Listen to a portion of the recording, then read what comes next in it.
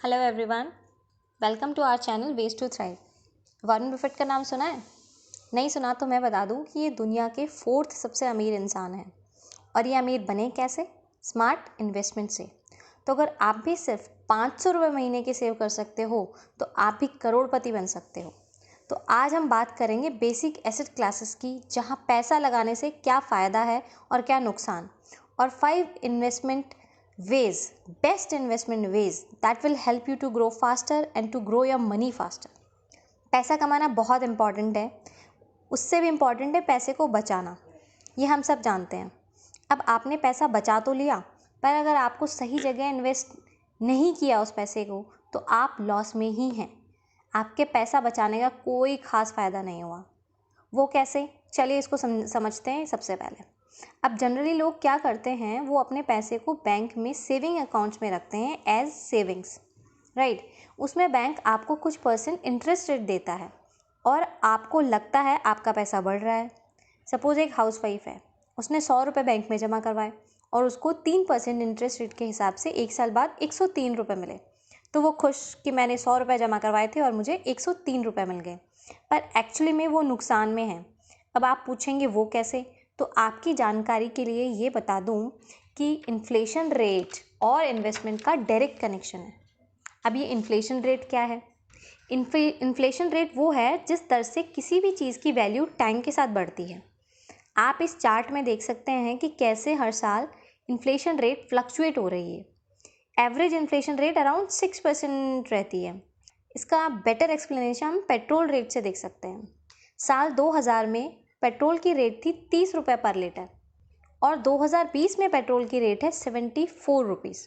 तो सेम चीज़ की वैल्यू 10 साल में डबल से भी ज़्यादा हो गई, पर आपका पैसा तो डबल नहीं हो रहा है इस टाइम में। तो इन्फ्लेशन रेट तो हो गई हाई और आपका इंटरेस्ट रेट है लो, तो अल्टीमेटली आपके पैसे की वैल्यू कम हो गई। मतलब मीन्स पेट्रोल की रेट बढ़ी ज़्यादा, आपके पैसे की रेट बढ़ी कम। तो इन्फ्लेशन रेट है हाई, वो ज़्यादा रेट से बढ़ रही है और आपके पैसे की वैल्यू कम रेट से बढ़ रही है। तो अल्टीमेटली आप लॉस में ही रहे, राइट। तो हमारी समझदारी तब दिखेगी जब हम पैसे को ऐसी जगह इन्वेस्ट करें जहाँ हमें इंटरेस्ट रेट मिले ज़्यादा और हम पैसे से पैसा बना सकें। तो सबसे पहले तो हम समझते हैं कि एसेट क्लासेस क्या हैं जहाँ इन्वेस्टमेंट किया जा सकता है, राइट। तो फर्स्ट है कैश। ऑफकोर्स सेविंग अकाउंट्स में हमारा कैश सेफ है, ज़ीरो रिस्क है, बट इससे हमें रिटर्न्स मिलते हैं बहुत कम, तो खास फ़ायदा नहीं हुआ। सेकेंड है डेप्ट इन्वेस्टमेंट, जैसे फिक्स डिपॉजिट्स, रिकरिंग डिपॉजिट्स। इसमें इंटरेस्ट रेट है अराउंड 5 to 7%, तो रिटर्न्स अच्छे मिलते हैं, एटलीस्ट सेविंग अकाउंट से ज़्यादा है। वो भी ज़ीरो रिस्क पर कि पैसा तो वापस आएगा ही, कहीं नहीं जाएगा। बट इसमें आपको अपना पैसा लॉक करना पड़ता है फॉर ए स्पेसिफिक ड्यूरेशन। ये चॉइस आपकी है, आप 3 महीने, 6 महीने, 1 साल, 3 साल और भी लंबे ड्यूरेशन के लिए अपना FD चूज़ कर सकते हैं।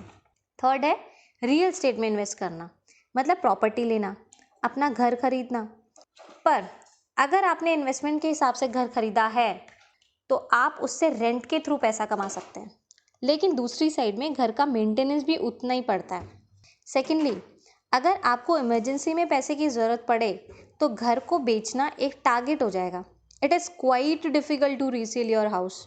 और अगर प्रॉफिट के हिसाब से बेचना है कि जितने में लिया उससे ज़्यादा प्रॉफिट में बेचना चाहते हैं तो और भी मुश्किल है। लास्ट हमारी एसेट क्लास है स्टॉक मार्केट, जो आपको सबको पता है high risk and high returns. अब शेयर मार्केट की बात करें तो स्टॉक मार्केट में पैसा लगाना बहुत रिस्की है। इसमें आप डायरेक्ट कंपनीज के शेयर्स बेचते हैं और ख़रीदते हैं, बट अगर आपको शेयर मार्केट की इन डेप्थ नॉलेज नहीं है तो आपको लॉस के चांसेस बहुत ज़्यादा हैं। इसी तरह होते हैं म्यूचुअल फंड्स, जहाँ एक्सपर्ट्स बैठे हैं आपके पैसे को इन्वेस्ट करने के लिए स्टॉक मार्केट में। ये एक्सपर्ट्स रिसर्च करके आपके पैसे को उन्हीं शेयर्स में लगाते हैं जहाँ 100% प्रॉफिट हो, इसलिए इनको एक्टिवली मैनेज फंड्स भी कहते हैं। लेकिन ये एक्सपर्ट्स मनी मैनेजमेंट फ़ी चार्ज करते हैं जो अराउंड है 1% आपके प्रॉफिट का। सुनने में तो 1% बहुत कम लगता है, लेकिन लॉन्ग टर्म के लिए अगर हम कैलकुलेट करें तो लाखों रुपए हो जाते हैं, जो एज ए मेंटेनेंस फ़ी आप इन एक्सपर्ट्स को दे देते हैं। तो ऐसे में हमको चाहिए ऐसे फाइनेंशियल एक्सपर्ट्स जो कम से कम फ़ी चार्जेस लें और हम अपना पैसा भी मल्टीप्लाई कर सकें, वो भी रिस्क फ्री। तो you should invest in ETF, exchange traded funds. ये पैसिवली मैनेज फंड्स हैं जहां एक्सपर्ट्स एक बार एक टॉप 50 या टॉप 20 शेयर्स का सेट बना देते हैं जिसमें मैक्सिमम रिटर्न्स हों और बार बार रिसर्च की ज़रूरत नहीं है, इसलिए ETF एक्सपर्ट्स की फ़ी भी मिनिमम होती है, like that is around I guess 0.01% charge. तो म्यूचुअल फंड एक्सपर्ट्स की फ़ी से 100 गुना ज़्यादा कम है। अगर वो 1% चार्ज करते हैं तो ETF 0.01% चार्ज करता है। तो ETF ज़्यादा बेनिफिशियल हुआ जहाँ लाखों रुपए फ़ी हमने बचा ली। तो ETF स्टॉक मार्केट में इन्वेस्ट करने का बेस्ट ऑप्शन है, जिससे आपका पैसा अराउंड 15 to 20% इंटरेस्ट रेट से ग्रो करेगा। For a long period this is the best option to invest. अब ये तो आपने सुना होगा कि एक्सपर्ट्स बोलते हैं don't pull all your eggs in one basket, never put all your eggs in one basket. So what are best investment ways? सबसे पहले तो आप कुछ पैसा सेविंग अकाउंट्स में रखो, तो जब भी आपको ज़रूरत हो तो आप आराम से पैसा बैंक से निकाल सको और यूज़ कर सको। सेकेंडली, हाई इंटरेस्ट रेट्स के लिए FDs ले सकते हैं फॉर फिक्स ड्यूरेशन।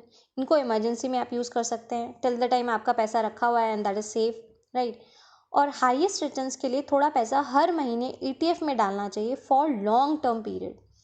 उसमें आपको 100% एक बहुत बड़ा अमाउंट 20 से 25 साल बाद मिलेगा। अगर 500 रुपये से भी स्टार्ट करोगे तो लाखों रुपए बना सकते हो। और आपकी जानकारी के लिए ये बता दूं कि वॉरेन बफेट ने अपनी आधी से ज़्यादा इनकम अपने 50 साल पूरे होने के बाद कमाई थी। क्यों? क्योंकि उसने लॉन्ग टर्म के लिए अपने पैसे को इन्वेस्ट किया था इन स्टॉक मार्केट। तो सेम अपन अप्लाई करके यू कैन ऑल्सो अर्न और ग्रो योर मनी। फोर्थ सबसे इम्पॉर्टेंट है हेल्थ इंश्योरेंस। ये आपके अनएक्सपेक्टेड मेडिकल एक्सपेंसेस को कवर करेगा। अदरवाइज बहुत से लोग अपने मेडिकल एक्सपेंस को पूरा करने में ही अपनी पूरी लाइफ लगा देते हैं। और सबसे इम्पॉर्टेंट और वाइज इन्वेस्टमेंट है टर्म इंश्योरेंस। टर्म इंश्योरेंस आपके नहीं होने पर आपकी फैमिली के लिए एक मंथली इनकम की तरह काम करेगा। इसके लिए बहुत सारे प्लान्स अवेलेबल हैं। आप अपने बजट के हिसाब से आप कोई भी टर्म इंश्योरेंस ले सकते हैं। As we all know, like life is unpredictable, uncertain, कब क्या क्या हो जाए कुछ पता नहीं, इसलिए टर्म इंश्योरेंस तो मस्ट है। तो आज हमने बात की how to make money from money. अगर आपको ये वीडियो अच्छा लगा तो please like and subscribe to my channel.